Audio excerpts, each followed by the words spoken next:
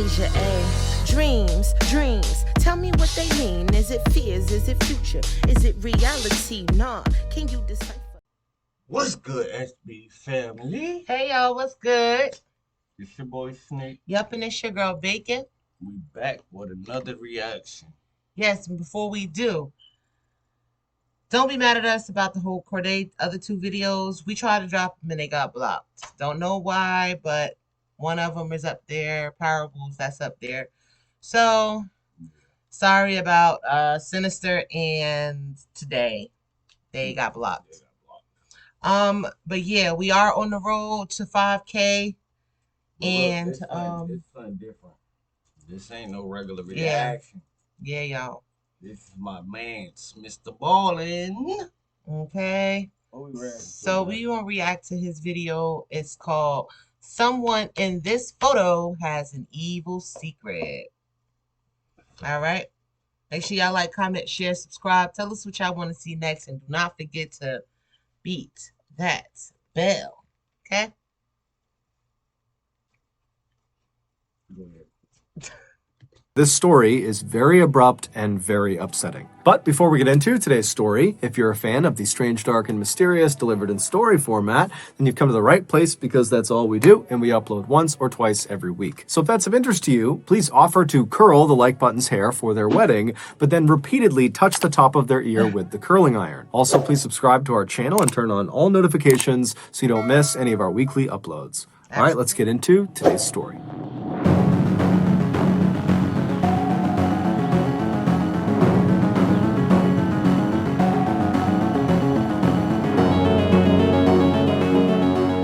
Strongsville, Ohio used to be just another typical quiet American suburb. Nice homes, nice families, nice restaurants, and a mall.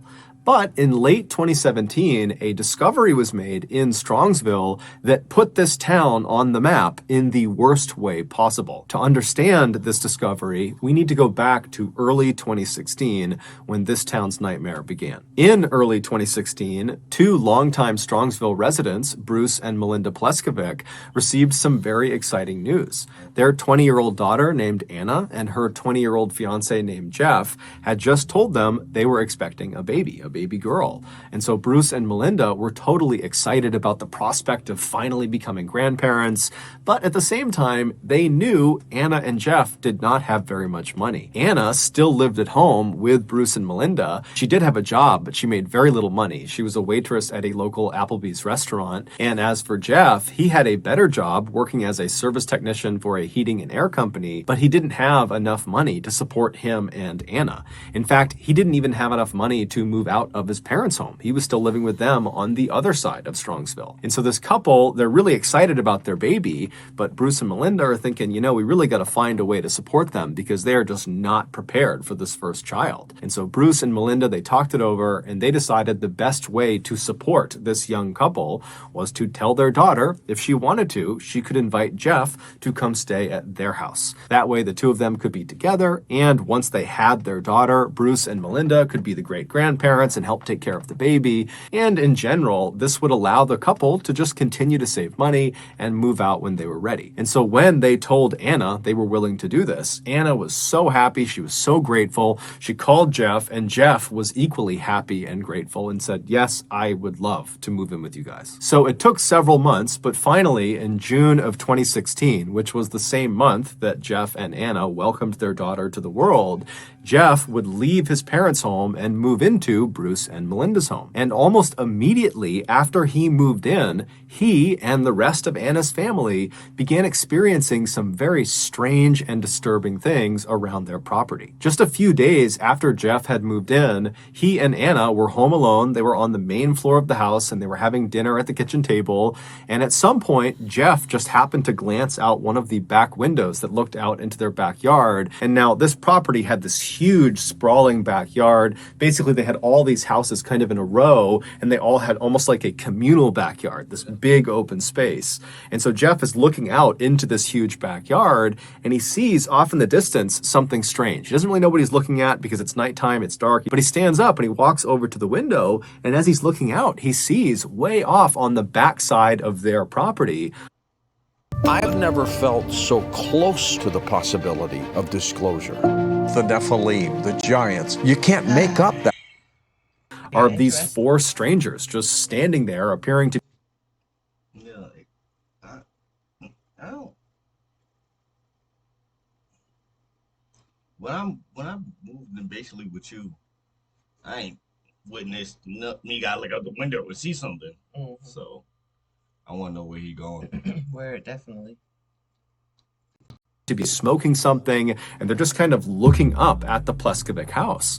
And so Jeff is looking out the window at these four, not really sure what to make of them, and he calls Anna over, and so Anna walks over, and the two of them are looking out, not really sure what to do. I mean, on the one hand, these four people, who they clearly didn't know, or they believed they didn't know, were definitely trespassing. But Wait, y'all staying at 4 people? Never mind. Can't say it for you too. Not me. at the same time, they weren't really doing anything. They were just kind of standing there smoking. But as they're watching these four people, one of them begins walking up the property towards their home and then stops alongside the Pleskovic trampoline, which was in their backyard. And this person begins fiddling with the trampoline. And so at this, Anna's like, you know what? I don't know what they're doing. I feel totally uncomfortable. And so Anna would actually call the police. And so the police, they come out. But by the time the squad car arrived in front of the Pleskovic house, the four people in back must have seen the car and they took off running. And so when the police officer went in the backyard and looked around, there was no one there, and there was also no sign they were there. There was no dropped cigarette butts or anything. They just kind of vanished. And so the police officer told Jeff and Anna, if they come back, let us know. And so the officer left. And then a little while later, when Bruce and Melinda came home, Jeff and Anna would tell them about what happened, and they would agree that that was totally strange, that in all the decades they had lived in Strongsville, they had never had anybody stroll onto their property and just loiter in the middle of the night. And so for the next couple of days, the family was definitely on edge, but after a little while, this whole incident was largely forgotten about. Fast forward about 5 months to November 2016, and Anna was home alone with her young daughter, and she's playing with her daughter on the first floor of the house towards the front of the house. And as she's playing with her daughter, she suddenly... You can leave me home alone, because it ain't going to be alone. Oh, no, you can be alone. At the boogie with the sticky. Okay. Or that, or a pity with the bites. Okay, something. To have some type of defense mechanism. I say mechanism. Mechanism. All right. hears what sounds like someone trying to open the back sliding glass door on the back of the house. And so instinctively, Anna thinks, okay, Jeff must be out there, or my parents must be out there and they don't have a key or something. And so she scoops up her daughter and she begins walking towards the back of the house to open this door for them. And when she... Hold on. I think somebody called me. Wait, we're going to have to run that back a little bit, because did he just say that she went to the back door? Why would you do that? Knowing all your family members are at work or wherever they at. That's not them. She didn't have a weapon. I bet you she didn't have a weapon. What in the... must be out there, or my parents must be out there and they don't have a key or something. And so she scoops up her daughter and she begins walking towards the back of the house to open this door for them. And when she walks into one of the back rooms... This is my last time pause. I go pause again.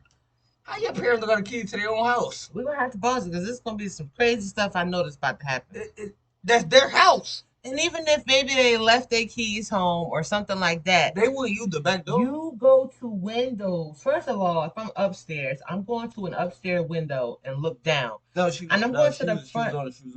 She was on the first floor. Okay, first of all, I'm going to the front window to see if any one of my relatives' car is there. Okay, first of all, because if they was coming and they left their key, why were they at the back door instead of at the front door, ringing the bell or knocking on the front door? Like, what? And I'm still going to the window first, because I need to see from a distance, like, who is that? Like, what? No. No. Go ahead. Before she reaches the back door, she happens to look out one of the windows that looked out into the backyard. And standing right up against the glass is this unknown male figure with his face pressed up against the glass.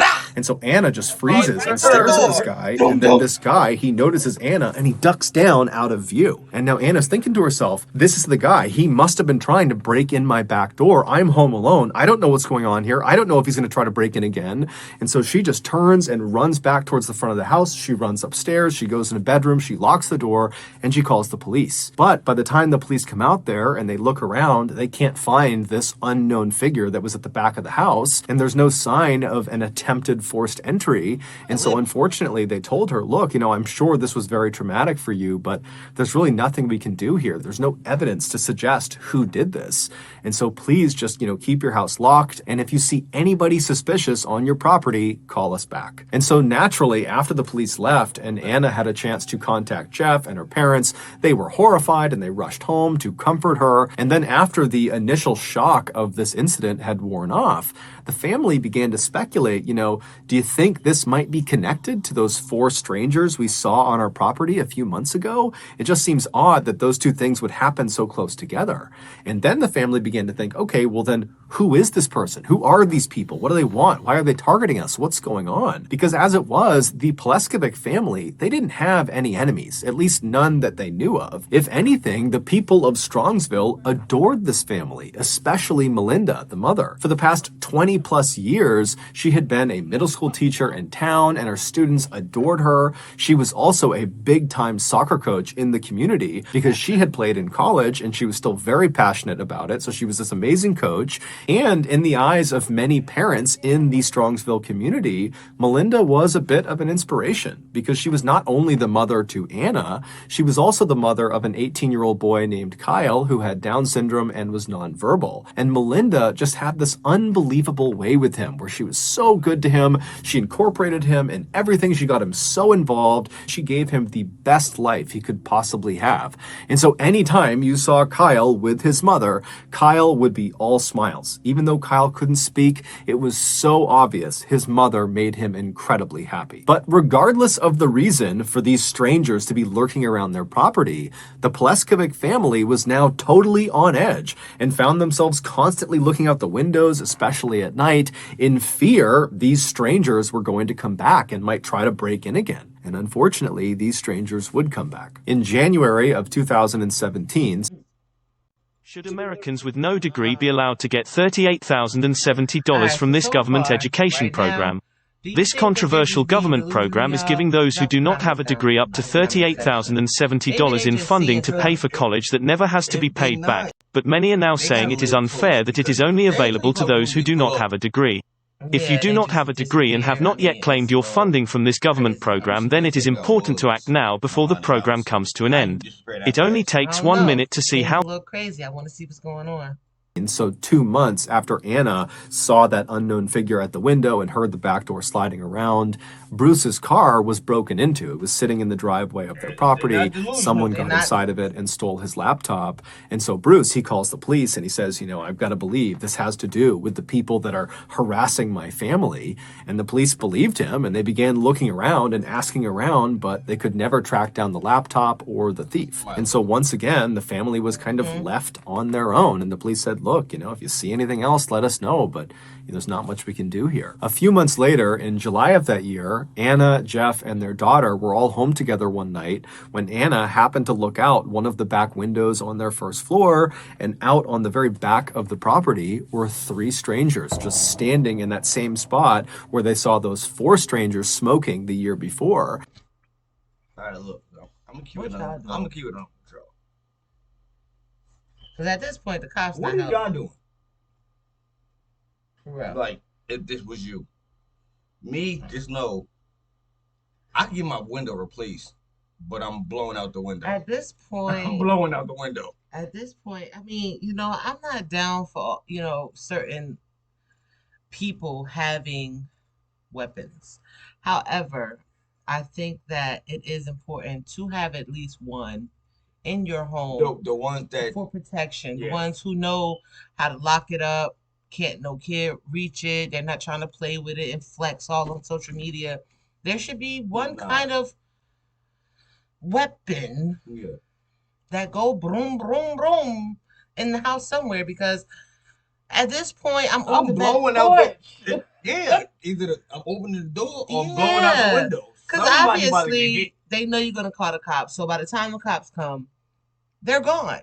You know what I'm saying? Like, no. Before y'all can run anywhere, I'm opening the door. If you're at my door, I'm blowing through the door. If you're in the backyard standing there looking all crazy, you still I'm opening the door. I'm about to do something. You better go somewhere. And if you don't move, I'm sorry for you. For real. No, that's first it was four. Crazy. Then it was one. Then you broke it. Then you broke to the car. Exactly. Then come on now. Nah. One of y'all getting hit. Somebody. And battle rap words, you gonna feel these Charlie clips. Okay. And these three strangers are just standing there looking up at the house. And so horrified, Anna calls out to Jeff and says, look, there are three people in the back of our property. And so Anna, she pulls out her phone and she's calling the police. And as she's calling the police, Jeff, who's totally upset that there are these people harassing him and his family and making them feel unsafe, he just grabs a flashlight and storms out the back door to go confront these people. But as soon as Jeff... You bugging. Jeff. A flashlight, Jeff? You bugging. Really? Come on, man. Even she knew not to grab no flashlight. A She better grab one. A sword, a butcher knife, shoot, a fork. I'll be forking. Out of 30 of these motherfuckers in this house, you better grab one of those. A flashlight? What you gonna do, blind them? Hey, shh, get away from us. Oh, no, mice. Like, bruh, Jeff. Okay. You going out there, you better be using a flashlight as a baseball bat. Like, what? Okay. All right. Out of all the kitchenware, you chose a flashlight. Okay. All right. Went out the back door. Before he could even shine the light on them, the three people had turned and ran and vanished. And so finally, when the police did show up, they were aware of all the calls they had gotten from this family. And so they went out there and they did a serious search for these three strangers. But like always, nothing was found. And so the family once again was told, if you see anything else, let us. By the time you get there, that's mad time. And you know cops be slow getting to where you at. All you gotta do is say you. Never mind. Like, of course they're gonna be gone.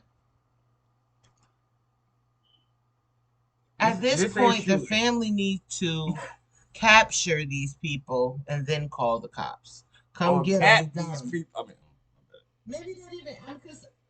I'm all for like, yo, get out of here. So and so and so. I have this. I have that. I will use it. I'm down with that. They came back, boy. No one said no. Yeah. That ain't working. Or run down. Hit them with something, knock them to the ground, and everybody grab them, tie them up, call the cops. Something gotta give. Here you go. Black Knight. Which one you want? Something got to give, okay? Oh no. This is so creepy. No. The following month, which was August, Anna was home with her daughter, along with her mother, who was upstairs. And as Anna is in the front of the house in the playroom with her daughter, she hears the sound of somebody trying to open that back sliding door. And sorry, this last time. No, it's not. Stop saying that. I'm not. It's not the last time. No. You know somebody watching you. You know that stuff going on. Why is she home alone? Hey, lady, you want to borrow Ebony? You can borrow Ebony. At this point, but see, it's so like in between time. I'm hitting him right in between in that area. In between time, this is like it's not like every day or every week. This is like a month go by. It's another month, month. It's weird that they wait till she alone, or it's just her and the boyfriend, yeah, the boyfriend, whatever. But that's what I'm saying. So it's a gap. So it's not like they could say, okay, all right, the police, maybe they camp out somewhere to watch out, because it's not an everyday thing. I don't know what to do at this point. Yo, but that right there, I'm hitting him. I'm hitting him all in the legs. You're not running anywhere. Where you going? Where you going? Arm, leg. Nah, I ain't trying to kill him. I don't want to get. That's what I'm saying. I don't want to kill him, but you hit him in the arm, he can still run away. I'm trying to hit his legs so they can't run. So that the cops come. He's back there crawling away, officer. He's still there though, because he got about 6 of them in his legs. He's still back there. Go get him. You know, like. Nice. I am nice. I don't want to hurt people. I'm going to hold him in his leg.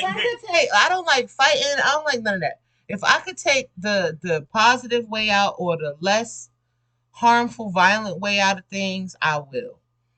When you have to go there, I will do that as well. You know what I'm saying? But I just want to be happy and live life and smile and laugh. I just want everybody just know don't do that here. Yeah, I just want to be happy. I don't want to hurt nobody. I said play. Now, immediately, her radar is up because she knows what happened the last time she heard the sound. There was that person in the window. But she's thinking, okay, I can't just immediately call the police. I need to at least look and see if there's someone that I know at the back door. And so she scoops her daughter up, she stands up, and she walks around to the edge of the room she's in, and she kind of peeks her head down this hallway that will give her a clear view of this backsliding glass door. And once she finally has a full view of whoever is there, she screams, because there are 2 large adults, as she would say, standing at the back door trying to force open this door. And so when she screams, these 2 strangers, they hear it, they turn around and they run. And Melinda, she was upstairs, she hears her daughter screaming, she comes flying downstairs, she's trying to figure out what's going on. Anna is hysterical, the baby's crying, and so Melinda actually calls the police about what her daughter has just seen. The police come out, they search the property, they can't find anyone, and so again, the police leave and they tell the family, look, I'm sorry this is happening to you, but we can't do anything. So please just let us know if anything else happens and we'll be out here as soon as we can. We're bound to catch these people, but right now we just don't have much to operate on. The following month, which was September, one of Melinda's car keys would go missing. And whoever had these keys, whoever had stolen these keys. That's a smart idea. When she hear it rustling, let them keep doing it. Dial 911 and quietly talk to them and let them know, as to not let the intruders know that she know that they're there, because they already know she's gonna call the cops, so they get up out of there. She needs to stay quiet, dial 911, get them there, and tell them to probably walk up, park next door or something, and walk up real quietly to the back and catch them because they're still at the door, something like that. Like I don't know. I'm stressing for them. Would use it to randomly start Melinda's car in the middle of the night, and they also used it to set off her car alarm at odd hours of the night. And then also during this time frame that her keys were missing, they also discovered that there were nails jammed into the tires of Bruce's car. And so of course, the family calls the police and tells them about what's going on, but the police can't do anything. And so very frustrated, Melinda actually takes to Facebook and posts that someone's stolen her keys and please just give them back. And just overall, she's pleading with whoever is harassing her family to just leave them alone. But unfortunately, this post would not do anything. The harassment would continue. A month later, on October 19th, Jeff was home alone when he heard the sound of the backsliding glass door rattling. And now he knows that every time this has been heard by Anna, that there's always some stranger at the back door. And so Jeff grabs the family dog and he very carefully turns and looks down that hallway towards the back door to see who this is. And right as he pokes his head out, he sees there's this large adult figure with a hood up trying to open this back door. And so the dog sees this person and starts barking and running towards the door. Jeff runs after the dog, and this big person outside who's trying to break in, he sees the dog, he sees Jeff running, and he turns and he runs away. And so Jeff and the dog, they stay inside the house and they watch this guy just take off across the property and disappear into the trees. And Jeff would call the police, but like always, the police came out and there just was nothing they could do. 4 days later, on October 23rd, Jeff, along with his young daughter and Bruce, they went to the local Applebee's where Anna worked to have dinner there and have Anna wait on them. And then after they were done eating, they said their goodbyes to Anna, they left the restaurant, they hopped in their cars, and they drove back to their house. When they got there, Bruce was the first up the steps, and he got to the front door and it was locked, and so he knocked. And Kyle, his son, he came and unlocked the door. Bruce went inside, followed closely behind by Jeff, who was holding his daughter. They get inside, and Bruce walks through the house to the back of the house where the kitchen is. He flips on the lights, and there's something on the kitchen floor. And when Jeff sees it, he immediately turns around and runs out of the house carrying his daughter. He grabs Kyle along the way and just takes them straight out of the house. And then once Jeff was outside, he called 911. And when you listen to his 911 call, it sounds like Jeff is unable to process what he has just seen. 911, what's the address of your emergency? She takes a picture, and in that picture is this ET. He Same puts the thing, camera. Basically, somebody at that door. No, they Somebody's been attacked in my house. Somebody's been what? Attacked. They attacked who? Who was it? No, you're gonna have to run back. I need to wait, because I thought Sees it, he immediately turns around and runs out. back. And Bruce walks through the house to the back of the house where the kitchen is. He flips on the lights, and there's something on the kitchen floor. And when Jeff sees it, he immediately turns around and runs out of the house carrying his daughter. He grabs Kyle along the way and just takes them straight out of the house. And then once Jeff was outside, he called 911. And when you listen to his 911 call, it sounds like Jeff is unable to process what he has just seen. 911, what's the address of your emergency? Somebody's been attacked in my house. Somebody's been what? Attacked. They attacked who? Who was attacked? Mel Pleskovic. Mel Pleskovic was attacked. He was attacked by whom? Do you know? She was. No, we just came home. She's on the kitchen floor. Jeff and Bruce had just discovered Melinda lying on the kitchen floor. She'd been stabbed over 35 times and shot 3 times. She would be rushed to the hospital, but she would die that night. Although the family was in shock and couldn't even begin to process what had just happened, they were all acutely aware that whoever had done this to Melinda had to be connected to all of these strange and suspicious people that had been lurking around their property for the better part of 2 years. In fact, literally after Jeff had called 911, Bruce was inside in the kitchen kneeling next to his dying wife, and he called 911, and he would tell the dispatcher that the Strongsville Police Department really dropped the ball. 911, what city is the emergency in? Please come to one. Tell me that cop ain't even sound like he ain't even want to be a cop. That's a dispatcher. Dispatcher, cop, all them over there. He sounded high. 911, what's the emergency? Like he ain't want to go to work today. right. He ain't want to work today. No. For Blazing Star, I think my wife's dead. Someone. We've tell had me people breaking into our fucking house, Sir. and now someone killed her. Sir, tell me the city you need to talk to. Strongsville, Ohio. Okay, you need to be transferred. Don't hang up. They always want to 911, what's the city of your emergency? Strongsville, Ohio. We have people on the way already. What's the address? For Blazing Star. I think someone killed my wife. You think someone killed your wife? Yeah, it looks like Okay, she has stab wounds on her back. We've had people trying to break into our house all year. Stealing. Sir, I need to ask you questions, okay? Are you there right now? I just got in the door with my new son-in-law. My son Kyle was here Okay, with her. sir, what I want you to do is walk outside. The Strongsville Police Department would come out in force for this case, and they would solve it in just 4 days. And when they went public with who killed Melinda, no one could believe it. Back on October 23rd, so this was the night Melinda was discovered, Jeff, along with his young daughter and Melinda and her son Kyle, they were all together in the house. And at some point, Jeff had put his daughter down in her playpen and then went into the kitchen where Melinda was. And he walked up to her, pulled out a knife, and stabbed her over 35 times. Wow, this whole time I was over here thinking like, I don't trust this new. He is an outsider. He probably stressed out about not being able to really provide. He got a lot. I was thinking. Can't protect them because all the people that was probably. Yeah, I was thinking something was going on, but that still don't explain the people coming to the back of the house. I'm pretty sure he gonna tell us. But wow, that's crazy. Wait, don't even. Wait, what? I was on your side. He murked the mother-in-law. He murked her. That's crazy. I was on your side.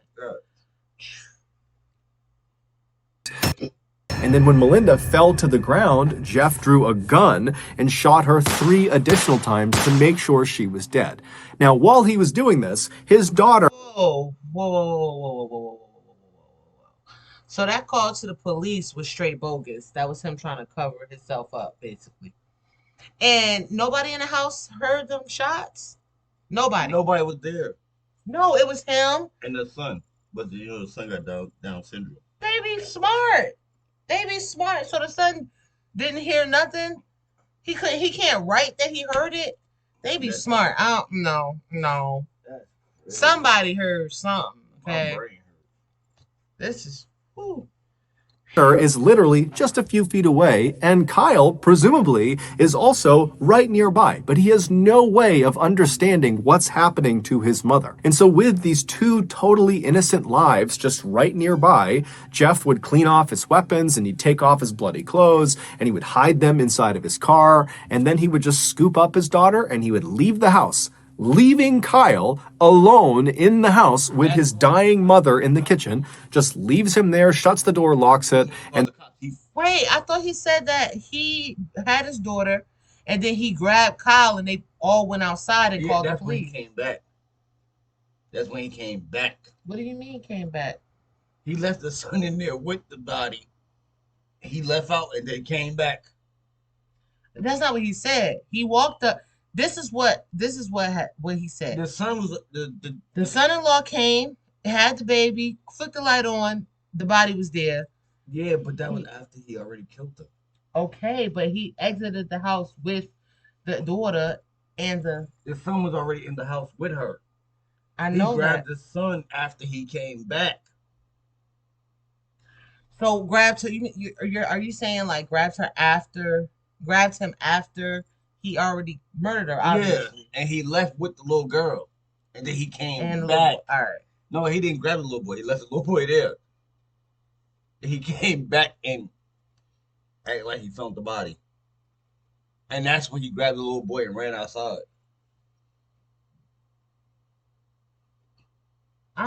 Okay.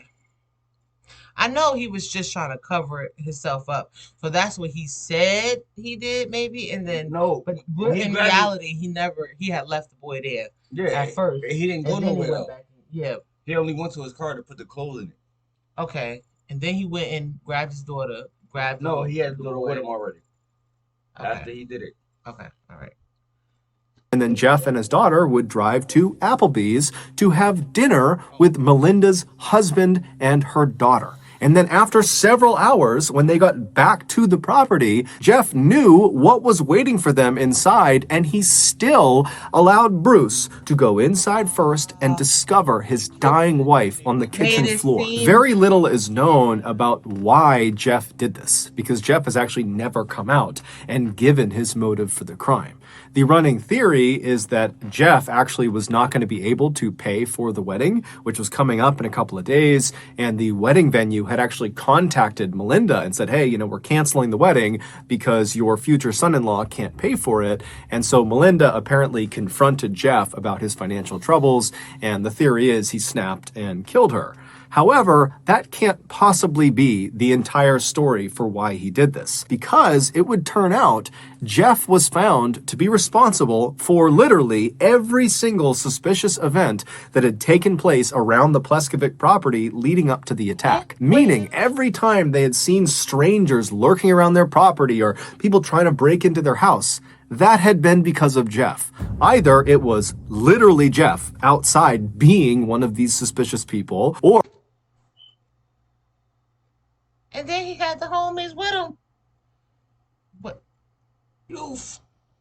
and then even when the day when he was in the house with her, he probably texted him like, yeah, show up now. Yeah, then remember when she screamed, he didn't do anything right away. He ran out after they ran off. This guy here.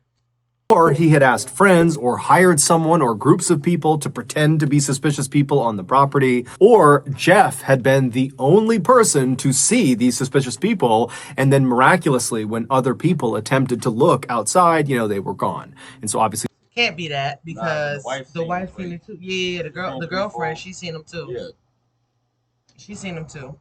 Jeff was lying. And so I actually had the opportunity to speak with one of Jeff's childhood friends who was actually living roughly in the Strongsville area when this horrible murder took place. And what this person told me is that what is kind of generally accepted as why Jeff did this, according to the people in Strongsville, is that Jeff apparently loathed Melinda. Even though she had opened her house to him, he loathed her. And as soon as he moved in 2016, he began plotting to kill her. And so all of these suspicious events were Jeff's attempt at building this really intricate alibi that they had these strangers out there that were targeting this family. And so that when she would ultimately be killed by him, it would look like these strangers had done it. And at first, it totally worked. Everybody believed, the police, the family, friends, that strangers had broken into the house and killed Melinda.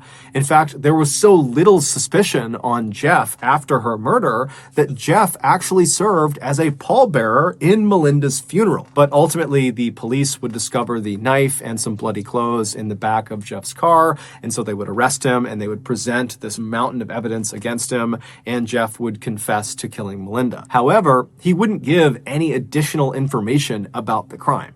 He would just basically say, yes, I did kill her. He would also never give an apology or explanation to the family. He would ultimately be sentenced to life in prison with the opportunity for parole after 33 years. During Jeff's trial, Before you finish, as Arthur Kidd say, put him under the jail. Yeah, this woman will open her house to you so that you and your girlfriend, her daughter, would be able to raise this baby and not have no stress together. And but if you look at him, see, you could look at people. I ain't about to say that. You could look at people. No, I know what you about to say, but I'm not going to say it. You could look at people and tell when something ain't right about them. That's why I stopped myself from saying it before. I could look at a person and you could look at that boy and you could tell he got some darkness about him. May not know what it is, but you could tell like something ain't right. Like something is not right at all. Like what did she do to you? You could look at people. What did she do to you? Now that they show me him, even in the beginning when they showed me, I'm like, I thought maybe he was going to do something to the daughter or something. You know what I'm saying? Like kill his girl or something like that. That's what I thought this was about to go. I ain't know. Yeah, left to the left. Right. Okay. there was this totally heartbreaking moment when Bruce, Melinda's husband, spoke. And he would say their son, Kyle, does not understand that his mother is gone. And so now, every time they go out to eat, which is something Kyle really likes to do and he used to love doing with his mother, he'll just sit and stare out the window, eagerly expecting his mother to show up any minute. But of course, she never does. So that's going to do it, guys. If you got something out of today's episode and you haven't done this already, please offer to curl the like button's hair for their wedding, but then repeatedly touch the top of their ear with the curling iron. Also, that's sad. That's sad. Oh man, that part got me. Dang, that just blew me. Yeah, that part hit a little different. I was upset that he killed the like, what did she do the to woman, you? but And the fact that the little boy, he was grown basically, but still, that was his best friend basically, like, and he doesn't understand. I mean, I know it's levels to autism and stuff like that. Nah, he wasn't grown. He was still a kid. Thought they said he was 18. They said the 18-year-old son. Oh. But that's still it's like, still you sad. Working for something that's not gonna come. That's messed Poor up. baby. All right, y'all. That was crazy. He always brings and the way he delivers it is always awesome. We're gonna be doing a lot more, So just be on the lookout. I ain't about to get y'all that happy Facts. Yeah, because that gave me a headache. That's crazy. I'm thinking that was really some strangers. Oh my god. But the link to the video will be down in the description. All our social media down in the description. Like, comment, share, tell us what you want to see next. And please do not forget to subscribe and beat that bell. Deuces. Deuces. I know, right?